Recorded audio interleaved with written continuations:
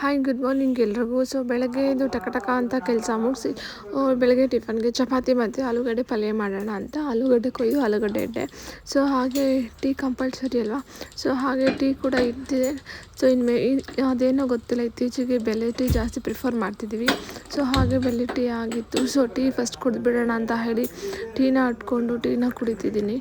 So coffee ಕಡಿಮೆ ಆಗಿದೆ, ಸಕ್ಕರೆ ಜಾಸ್ತಿ ಯೂಸ್ ಮಾಡಬಾರ್ದು ಅಂತ ಎಲ್ಲ ಹೇಳಿ ಈಗ ಆಲ್ಮೋಸ್ಟ್ ಎಲ್ಲ ನಾವು ಬೆಲ್ಲನೇ ಪ್ರಿಫರ್ ಮಾಡ್ತಿದ್ವಿ. ಸೊ ಬೆಲ್ಲ ಹೆಲ್ದಿ ಅಂತ ಹೇಳಿ, ಸೊ ಸರಿ ಅಂತ ಹೇಳಿ ಆಲೂಗಡ್ಡೆ ಕೂಡ ಬೆಂದಿತ್ತು. ಸೊ ಅದನ್ನು ಕೂಡ ಸಿಪ್ಪೆ ತೆಗೆದು ಕ್ಲೀನಾಗಿ ಈ ಥರ ಬಿಡಿಸ್ಕೊಂಡು ಇಟ್ಕೊಳ್ತಿದ್ದೆ. ಸೊ ಆ್ಯಕ್ಚುಲಿ ಕ್ಯಾರೆಟ್ ಪಲ್ಯ ಮಾಡಬೇಕು ಅಂತಿದ್ದೆ. ಸೊ ಕ್ಯಾರೆಟ್ ಪಲ್ಯ ನನ್ನ ಮಗ ಬೇಡ, ನಂಗೆ ಆಲೂಗಡ್ಡೆ ಪಲ್ಯನೇ ಬೇಕು ಅಂತಂದ. ಸೊ ಅದಕ್ಕೆ ಲಾಸ್ಟ್ ಮೂಮೆಂಟಲ್ಲಿ ಚೇಂಜ್ ಮಾಡ್ಕೊಂಡಿದ್ದಾಯಿತು. ಸರಿ ಅಂತ ಹೇಳಿ ಪಲ್ಯ ಮಾಡೋಣ ಅಂತ ಹೇಳಿ ಪ್ಯಾನ್ ಇಟ್ಟು ಪ್ಯಾನ್ಗೆ ಒಂದು 3 to 4 ಸ್ಪೂನ್ಸಷ್ಟು ಆಯಿಲ್ ಹಾಕಿ ಒಂದು ಸ್ವಲ್ಪ ಲೋ ಫ್ಲೇಮಲ್ಲಿ ಆಯಿಲ್ ಒಂದು ಸ್ವಲ್ಪ ಬೆಚ್ಚಗಾದ್ಮೇಲೆ ಸಾಸಿವೆ ಎಲ್ಲ ಹಾಕಿ ಪಲ್ಯನ ಮಾಡ್ಕೊಳ್ಳೋಣ ಅಂತ ವೆಯ್ಟ್ ಮಾಡ್ತಿದ್ದೀನಿ. ಈರುಳ್ಳಿ ಸ್ವಲ್ಪ ಬೆಂದಿತ್ತು. ಸೊ ಅದೆಲ್ಲ ನೋಡಿಕೊಂಡು ಸರಿ ಅಂತ ಹೇಳಿ ಆಲೂಗಡ್ಡೆ ಎಲ್ಲ ಹಾಕಿ ಪಲ್ಯ ರೆಡಿ ಆಯಿತು, ನೋಡ್ತಿರ್ಬೋದು. ಸೊ ಸರಿ ಈಗ ಚಪಾತಿ ಮಾಡ್ಕೊಂಬರೋಣ ಅಂತ ಹೇಳಿ ಚಪಾತಿ ಕೂಡ ಒತ್ತಿತಿದ್ದಿದ್ವಿ. ಸೊ ನನಗೆ ಚಪಾತಿ ಮಾಡೋದು ಸ್ವಲ್ಪ ಈಸಿ ಪ್ರೊಸೆಸಿಂಗೆ, ಬಟ್ ಮಿಕ್ಸ್ ಮಾಡೋದು ಒಂದು ಸ್ವಲ್ಪ ನನಗೆ ಕಷ್ಟ ಅನಿಸುತ್ತೆ. ಸೊ ಗೊತ್ತಿಲ್ಲ ಯಾಕೆ ಅಂತ ಹೇಳಿ. ಸೊ ಮಿಕ್ಸ್ ಮಾಡಿಕೊಟ್ಟು ಚಪಾತಿ ಎಸೆಯೋದು ಬೇಕಾದ್ರೆ ಬೇಗ ಎಸಿತೀನಿ. ಸೊ ಆ್ಯಕ್ಚುಲಿ 2 ಕೈಯಲ್ಲಿ ಚಪಾತಿ ಮಾಡ್ತೀನಿ, ಒಂದು ಕೈಯಲ್ಲಿ ಫೋನ್ನ ಇಟ್ಕೊಂಡು ವೀಡಿಯೋ ಮಾಡ್ತಿದ್ದೀನಿ. ಸೊ ಅದಕ್ಕೆ ಒಂದು ಸ್ವಲ್ಪ ಕಷ್ಟ ಅನ್ನಿಸ್ತಿದೆ. ಸೊ ಹಾಗೆ ಚಪಾತಿ ಕೂಡ ತೀಡಿ ಸೊ ಹಾಕಿದ್ದೀನಿ, ನೋಡ್ತಿರ್ಬೋದು ತುಂಬ ಚೆನ್ನಾಗಿ ಬಂದಿದೆ ಚಪಾತಿ ಕೂಡ. ಸೊ ಸರಿ ಅಂತ ಹೇಳಿ ಅವನಿಗೆ ಊಟ ಮಾಡಿಸಿ ಅವನಿಗೆ ಸ್ಕೂಲಿಗೆ ಕಳಿಸಿ ಹಾಗೆ ನಾನು ಚಿಕ್ಕ ಮಗನ ಸ್ನಾನ ಮಾಡಿಸಿ ಬಟ್ಟೆ ಹಾಕಬೇಕಲ್ವ. ಸೊ ಈ ಥರ ಸರ್ಕಸ್ ಮಾಡ್ತಿದ್ದೆ. ಡೈಲಿ ನಮ್ಮ ಮನೇಲಿ ಈ ಥರ ಸರ್ಕಸ್ ಇದ್ದೇ ಇರುತ್ತೆ, ನೋಡ್ತಿರ್ಬೋದು. ಅಂದರೆ ಎಂದನೇ ಬೆಳೆ ತೋರಿಸ್ತಾನೆ. ಸೊ ಈ ಮಕ್ಕಳ ಜೊತೆ ಆಟ ಆಡೋದು ಒಂದು ಸ್ವಲ್ಪ ಟೈಮ್ ಸ್ಪೆಂಡ್ ಮಾಡೋದು ಅಂತ ಅನಿಸುತ್ತೆ.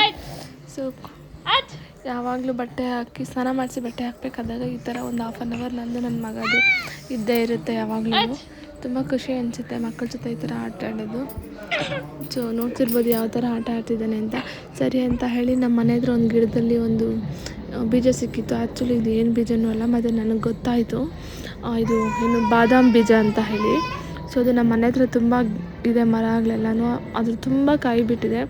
ಬಟ್ ನನಗೆ ಫಸ್ಟು ಏನು ಅಂತ ಗೊತ್ತಾಗಿಲ್ಲ. ಮತ್ತು ನಾನು ಗೂಗಲ್ ಮಾಡಿ ಚೆಕ್ ಮಾಡಿದಾಗ ಬಾದಾಮಿ ಅಂತ ಹೇಳಿದ್ರು. ಬಟ್ ಶಾಕ್ ಆಯ್ತು ನನಗೆ, ಬಾದಾಮಿ ಈ ಥರ ಹೀಗೆಲ್ಲ ಬೆಳೀತಾರ ಅಂತ ಹೇಳಿ. ಸೊ ಅದಕ್ಕೆ ಚೆಕ್ ಮಾಡೋಣ ಅಂತ ಹೇಳಿ ತೊಗೊಂಡು ಬಂದಿದ್ದೀನಿ. ಅದನ್ನು ಚೆನ್ನಾಗಿ ಹೊಡೆದು ಚೆಕ್ ಮಾಡಿದೆ, ಆ್ಯಕ್ಚುಲಿ ಬಾದಾಮಿನೇ. ಸೊ ಖುಷಿ ಅನ್ನಿಸ್ತಿಲ್ಲ ಇದೆ ಅಂತ ಹೇಳಿ. ಸರಿ ಅಂತ ಹೇಳಿಬಿಟ್ಟು ಮನೆ ಹತ್ರ ಔಷಧಿ ಹೊಡಿಯೋದಕ್ಕೆ ಟ್ಯಾಕ್ಟ್ರಿಗೆ ನೀರು ಹಿಡಿತಿದ್ರು. ಸೊ ಅಲ್ಲಿ ಕರ್ಕೊಂಡು ಹೋಗಿದ್ದೆ. ನೋಡ್ತಿರ್ಬೋದು ಹೆಂಗೆಲ್ಲ ಆಟ ಆಡ್ತಿದ್ದಾನೆ ಅಂತ. ಸೊ ಏನೇನೋ ಒಬ್ಬೊಬ್ಬನೇ ಮಾತಾಡ್ಕೊತಾ ಇರ್ತಾನೆ, ಬಟ್ ಅವ್ನ ಭಾಷೆ ಇನ್ನೂ ನಮ್ಗೆ ಅರ್ಥ ಆಗೋದಿಲ್ಲ. ಸೊ ನಾವು ಸುಮ್ಮನೆ ಆ ಭಾಷೆನ ಅವ್ನು ಮಾತಾಡೋದನ್ನ ಅವ್ನ ಮುಖಾನ ನೋಡಿಕೊಂಡು ಖುಷಿ ಪಡ್ತಿರ್ತೀವಿ ಅಷ್ಟೇ. ಸೊ ಹಾಗೆ ಇಲ್ಲಿ ಔಷಧಿ ಹೊಡಿಯೋದಕ್ಕೆ ಸಾಯಂಕಾಲ ಆಗಿರೋದ್ರಿಂದ ಔಷಧಿ ಹೊಡಿಬೇಕು ಅಂತ ಹೇಳಿ ಡ್ರಮ್ಗೆ ನೀರು ತುಂಬಿಸ್ತಿದ್ರು. ಸರಿ ಅಂತ ಹೇಳಿ ಸಾಯಂಕಾಲ ಸ್ವಲ್ಪ ಮ್ಯಾಂಗೋಸ್ ಇತ್ತು. ಸೊ ಮ್ಯಾಂಗೋಸ್ ಕೊಯ್ದು ಕೊಡೋಣ, ಹುಡುಗರಿಗೆ ತಿಂತಾರೆ ಅಂತ ಹೇಳ್ಬಿಟ್ಟು ಮ್ಯಾಂಗೋಸ್ ಕೊಯ್ದೆ. ಒಂದು ಸ್ವಲ್ಪ ಯೂಟ್ಯೂಬಲ್ಲೆಲ್ಲ ನೋಡಿದ್ದೆ, ಡಿಫ್ರೆಂಟಾಗಿ ಶಾರ್ಟ್ಸಲ್ಲಿ ಕೊಯ್ದು ಹಾಕಿರ್ತಾರಲ್ವ. ಸೊ ಆ ಥರ ಟ್ರೈ ಮಾಡೋಣ ಅಂತ ಟ್ರೈ ಮಾಡಿದೆ. ನಿಜವಾಗ್ಲೂ ನೋಡಿ ಎಷ್ಟು ಚೆನ್ನಾಗಿ ಬಂದಿದೆ ಅಂದರೆ ತುಂಬಾ ಚೆನ್ನಾಗಿ ಬಂದು ಸಖತ್ ಖುಷಿ ಆಗುತ್ತೆ ನನಗೆ ಇದನ್ನು ನೋಡಿ. ಸೊ ಈ ಥರ ಡಿಫ್ರೆಂಟ್ ಶೇಪ್ಸಲ್ಲಿ ಡಿಸೈನ್ಸಲ್ಲಿ ಕಟ್ ಮಾಡ್ಬೋದು ಅನಿಸುತ್ತೆ. ಸೊ ಆ್ಯಕ್ಚುಲಿ ನಾನು ಆ ಥರ ಕಟ್ ಮಾಡಿ ಹಾಕ್ತೀನಿ ಡಿಫ್ರೆಂಟ್ ಶೇಪ್ಸಲ್ಲಿ, ನೋಡೋಣ ಬರುತ್ತೆ ಅಂತ. ನೋಡಿ ಎಷ್ಟು ಚೆನ್ನಾಗಿ ಬಂದಿದೆ, ತುಂಬ ಚೆನ್ನಾಗಿ ಬಂದಿದೆ, ಸಖತ್ ಖುಷಿ ಆಗೋದು. ಸೊ ಸರಿ, ಸೊ ಈ ಬ್ಲಾಗ್ ನಿಮ್ಗೆ ಇಷ್ಟ ಆಗಿದೆ ಅಂತ ಅಂದ್ಕೊತೀನಿ. ಇಷ್ಟ ಆಗಿದ್ರೆ ಶೇರ್ ಮಾಡಿ, ಸಬ್ಸ್ಕ್ರೈಬ್ ಮಾಡಿ. Thank you.